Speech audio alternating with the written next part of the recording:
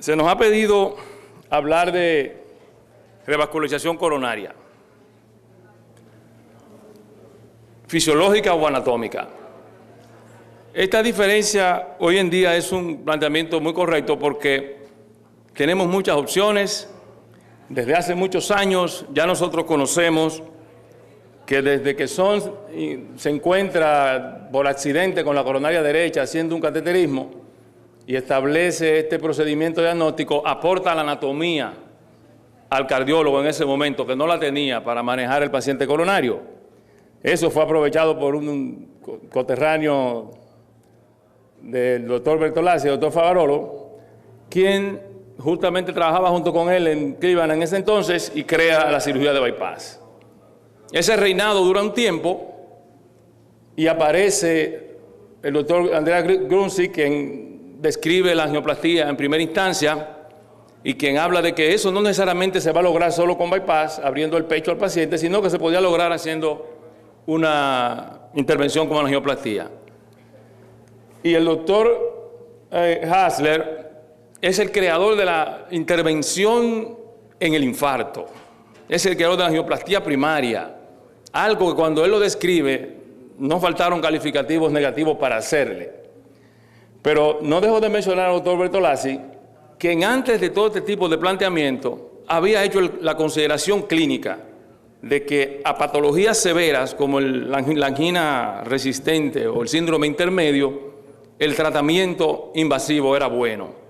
Y él se basó en el pronóstico. Comenzó a hacer juicios clínicos no anatómicos.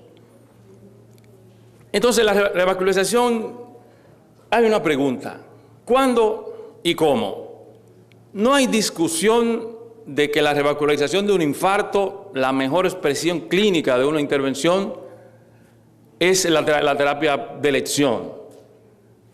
Y creo que nadie discute que, de poder ser posible, la angioplastía es la intervención que más puede lograr la efectividad del paciente. Pero hay una pregunta que siempre va dando vuelta con nosotros, es el tiempo. Por eso la pregunta de cuándo. En fase aguda no hay ninguna duda.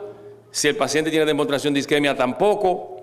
Pero si el paciente es un paciente crónico que tiene riesgos altos de mucha enfermedad, probablemente la cirugía va a tener una alternativa, va a ser una alternativa mucho más útil, y eso es lo que se consideraba hasta entonces. El tiempo nos enseñó el infarto, que 6 horas es mucho tiempo. Eso nos demostró que el infarto iba a ser más grande, que la mortalidad del paciente iba a ser más alta y que el deterioro de la función ventricular, basada en volúmenes más que en fracción de eyección, se demostró con eso que el pronóstico era malo. Aprendimos también que todos los gold estándar de cardiopatía isquémica, los estudios no invasivos, aportaron un dato: peor paciente, más enfermedad. Eso fue lo que aportaron. En el momento que esto se establece, que el CAS estaba siendo considerado como una herramienta diagnóstica, 3 vasos era quirúrgico, 3 vasos más ventricular era quirúrgico, y hasta un vaso era quirúrgico, porque antes de la angioplastía todo era quirúrgico, todo lo anatómico que se podía resolver. Entonces, con este escenario, debemos entender que la patología no puede limitarse definitivamente a una cuestión anatómica, porque hay que hacer como un poco más de razonamiento respecto al paciente, porque de ser así, la historia clínica del paciente se le haría en la sala de cateterismo.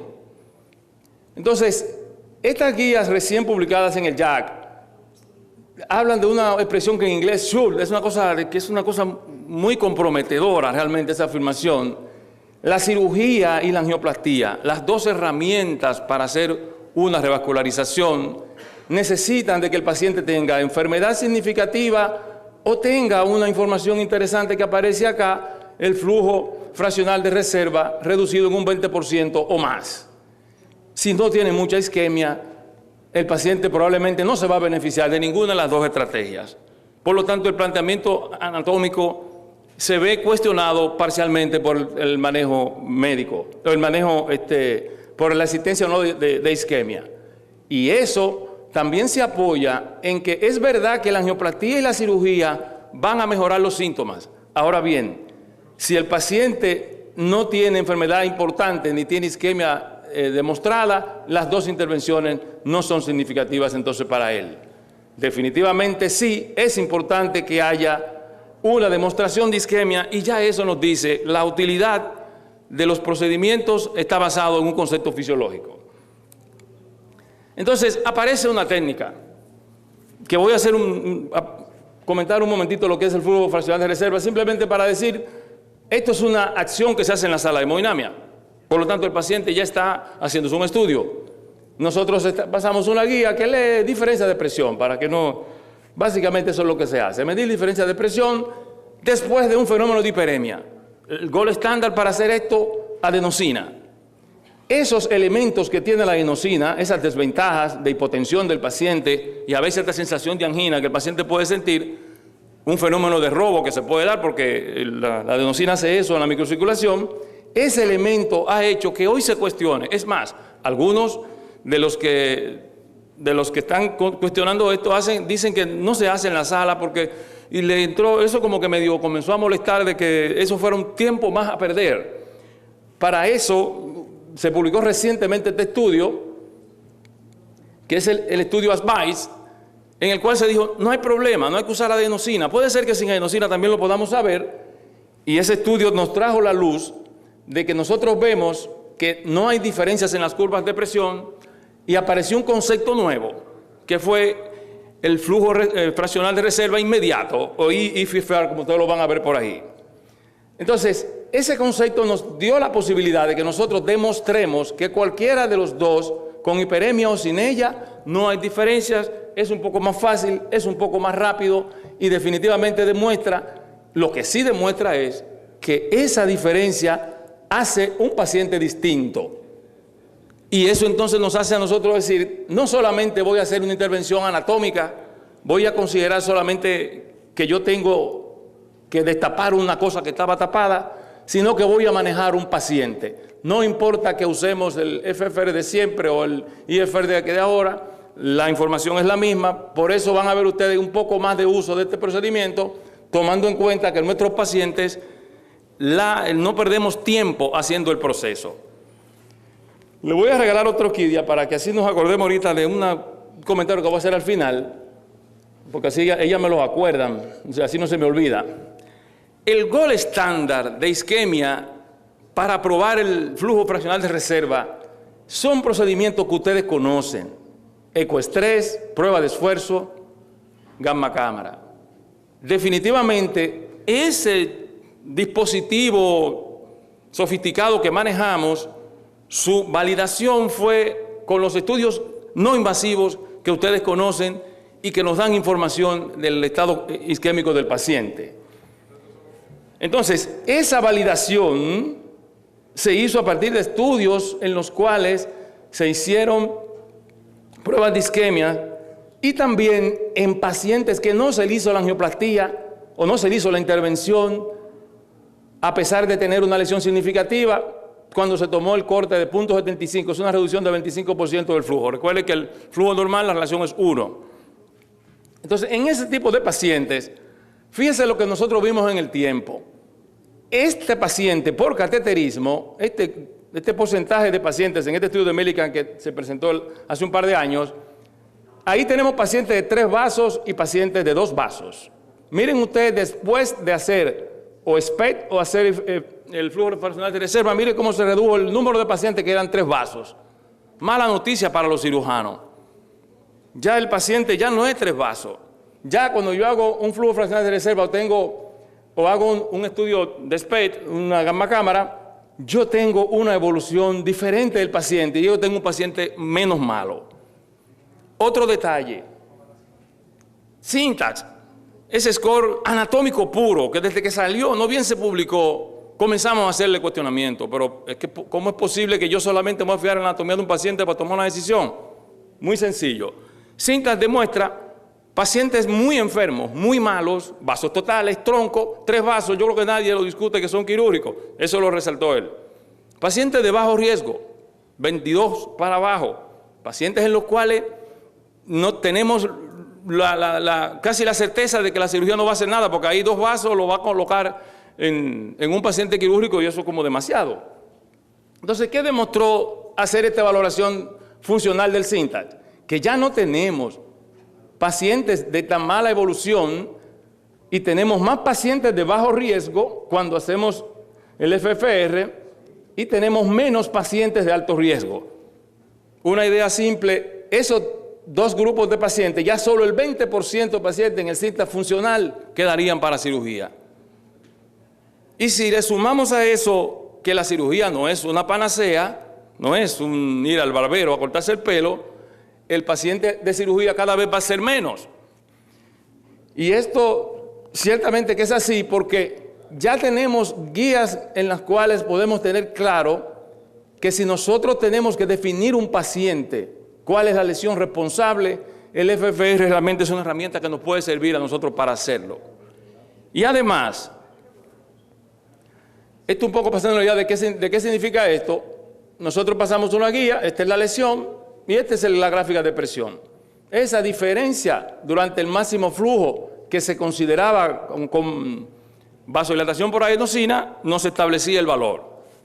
Entonces, estos son unos trabajos que ustedes van a ver mucho en estos años, porque los estudios FAME, que salieron del impacto de esto para decidir hacer una intervención en pacientes de múltiples vasos, que comenzaron en el 2009 y hasta ahora se publicó el FAME 2, que nos va a decir a nosotros, a la saciedad, qué es lo que le conviene a los pacientes por lo siguiente. Fíjense, seguidos a un año, una angioplastía medida, o sea, guiada por el FFR, mucho menos eventos y mucho mejor evolución para el paciente y menos costo. Eso es importante para los Estados Unidos porque ellos sí tienen que preocuparse por eso. 2 cosas importantes: menos costo, menos contraste, menos facilidad para los pacientes que tienen riesgo de usar mucho contraste. El tiempo de intervención el mismo, así que por todos lados tenía forma de ganar. A 2 años de seguido el mismo patrón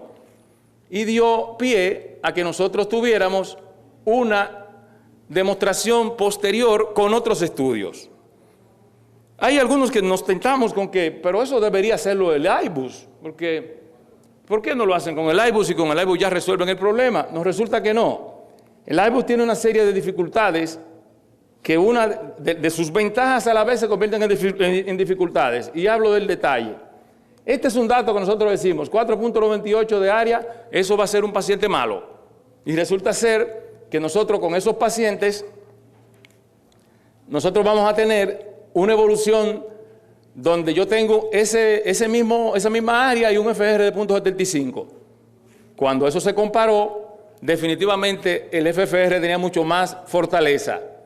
Por lo tanto, quizás nosotros no lo vamos a tomar en cuenta y tenemos que entender esto en un paciente con circulación colateral, donde eventualmente usted puede tener un fenómeno de robo más grande. Pero siempre este número, 80 o 75 de flujo fraccional de reserva, será una variable que nos servirá a nosotros para identificar un paciente. Fíjense el otro detalle que nosotros tenemos con el IBUS.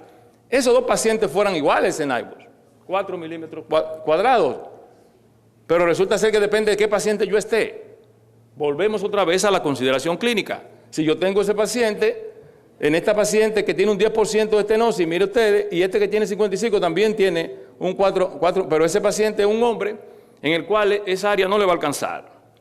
Y si yo le hago alguna cosa a este paciente para evaluar su función, probablemente va a tener angina. Entonces, este estudio recientemente se presentó y fue un poco para fortalecer lo que le dije hace un momentito, de que no podemos considerar honestamente el IBUS como una dificultad para el FFR por esa situación anatómica que él también la puede evidenciar, igual que la visión anatómica que teníamos antes. Es un poco más del ojo del clínico, pero igual es el dato. Entonces, estos pacientes, mostraré rápidamente este estudio porque el flujo fraccional de reserva hoy en día es una herramienta que está llegando al escenario terapéutico con bastante fortaleza. Y fíjense, este estudio que se publicó en New England recientemente planteaba ¿qué hago yo si yo tengo una angioplastía guiada por FFR en pacientes con enfermedad estable y la terapia médica. Eso le suena a ustedes como a Corach, ¿verdad que sí? Y el Corach dijo, no, el tratamiento médico era lo mismo para todos, pero eso era si yo saco los isquémicos. Si yo saco a los pacientes malos, que los saqué del estudio. Los muchachos siempre se acuerdan que ese fue el estudio que más grande, hizo la mayor selección de pacientes. 35.000 pacientes para coger ni 3.000. O sea, que los pacientes de Corach es lo que uno desea tener en la consulta, que eso no le va a pasar nada, haga lo que yo haga. Pero en este caso dijeron, bueno, vamos a ver qué pasaba, porque ya hay un antecedente de un estudio que planteó, si yo no tengo 0,75, que fue cuando comenzamos, y ese paciente yo no lo intervengo, ¿qué pasa? Y lo siguieron como grupo de control y vieron que no le pasaba gran cosa al paciente. No tenía más eventos ni nada, por lo tanto no era necesario ser tan agresivo en ese escenario. Entonces, ellos comparaban qué pasaba con estos pacientes, tratamiento médico de angioplastía, y ustedes se recuerdan que hay un subgrupo del Corach que consideró eso. Cuando se midió isquemia en esos pacientes, la intervención fue superior. Entonces, bueno, eran pacientes estables o clase 4 que estaban sin angina, pero que habían tenido clase 4 o clase 1, 2, 3. Dolor atípico, pero todos los pacientes tenían cateterismo. Eso sí es una realidad, lo mismo que eran los del Corach. Entonces, cirugía previa, mal ventrículo, tronco, eso lo quitamos porque esos pacientes no se pueden no se pueden randomizar de ninguna manera. Entonces, tomando en cuenta esos endpoints, y hospitalización, infarto y causa de muerte, se pudo hacer esta randomización 1-1 en estos pacientes y este grupo se siguió como tratamiento médico, fue como digamos el scout del estudio. Se siguieron a 5 años, o se pensaba seguir a 5 años, y se tuvo que parar cuando iba por 1.220 pacientes porque la diferencia era demasiado grande. Realmente la decisión, o sea, cuando usted tiene esto, dice, no puedo dejar que los pacientes no se beneficien y este registro se va a detener. Por eso ese trabajo se presentó un poquito antes del tiempo pautado y eran pacientes comparables, en todo momento comparables, todos con cateterismo, como les dije. ¿Y cuál era el problema? ¿Qué es lo que nos molesta de un paciente estable que nosotros lo dejemos sin tratamiento? Que el paciente tenga más eventos. Entonces, si el paciente tiene más eventos, reevacuación urgente o infartos, esos pacientes entonces nosotros no lo podemos dejar. Por eso fue que se suspendió la monitorización. No importa que tuviera menos mortalidad, pero esto era un riesgo adicional. Era un riesgo adicional que no se podía correr. Por lo tanto, ese tipo de pacientes, que es el paciente que se nos inestabiliza, nosotros no podemos dejarlo sin ningún tipo de estrategia por parte nuestra. Eso también es una lectura para nosotros. Tenemos un paciente estable, por eso algunos dicen que no quieren hablar del coronario crónico estable, porque la enfermedad coronaria no es estable, no es estática, siempre está evolucionando con alguna expresión clínica. Y fíjense, se vio en el tiempo, y miren ustedes, al año la diferencia no fue significativa. ¿Qué nos está diciendo eso a nosotros? ¿Con qué estamos bregando? Por lo tanto, en los pacientes estables, el FFR también es importante, es útil, y eso ya nos ha dado a nosotros una alternativa más. Comento en estos últimos minutos, y siempre es invasiva. No, esto es lo que comentábamos nosotros ahorita, de que se puede hacer este estudio por angiotomografía. Es cierto, hay alguna experiencia ya demostrada que se puede evidenciar. Esto es una comparación de la angiografía y qué hay de todos los rojos que ustedes ven son los que tienen peor FFR, y los azules son los que están bien. Este es el scout de lo que se registra basalmente, o de lo que se registra en un paciente sano, y estos son los pacientes con más enfermedad. Esa técnica también es útil, se puede agregar en la angiotomografía y puede ser una valoración de lo que pasa con la anatomía coronaria, también es cierto. Pero ¿qué nos guardan? Ustedes ven esta figura, todos ustedes lo conocen, Steve Jobs, ¿verdad que sí? Que ese era él, joven, desde siempre con su manzana, Y quiero darle la pregunta cada vez que ese hombre aparecía en la televisión, ¿qué traerá ese hombre de nuevo ahora? Porque siempre trae alguna cosa nueva. Este médico que está aquí, nada que tiene que ver con él, es el doctor Vanderberg. Él siempre tiene la última, o la pregunta de cuál es el rol clínico. Ese fue uno de los que acabó con Hasler cuando salió con la angioplastía primaria. Y él está con este estudio isquemia. ¿Qué es lo que y se lo quiero decir porque eso viene de camino? Y está avalado en los Estados Unidos por el Instituto Nacional de Corazón y Pulmón, lo cual es un dato de mucho valor que no está hecho por la empresa. Por lo tanto, quiero agradecerle dos cosas. Esta cattleya que es tan bonita, es muy linda, ¿cierto? Una flor muy bonita, dura poco tiempo, pero se disfruta mientras está. Esta que le llaman dama danzante, dura un poco más para salir, pero nos da meses de belleza sostenida. Aprovechemos esa oportunidad pensando en nuestro paciente, porque si no vamos a ser como Mario. ¿Se acuerdan lo que hacía Mario? Mario la Plomero, ¿se acuerdan? ¿Todos ustedes no jugaron Mario? Bueno, pues Mario era un plomero. Si nosotros no hacemos un análisis claro, clínico del paciente, en eso nos vamos a convertir. Muchísimas gracias.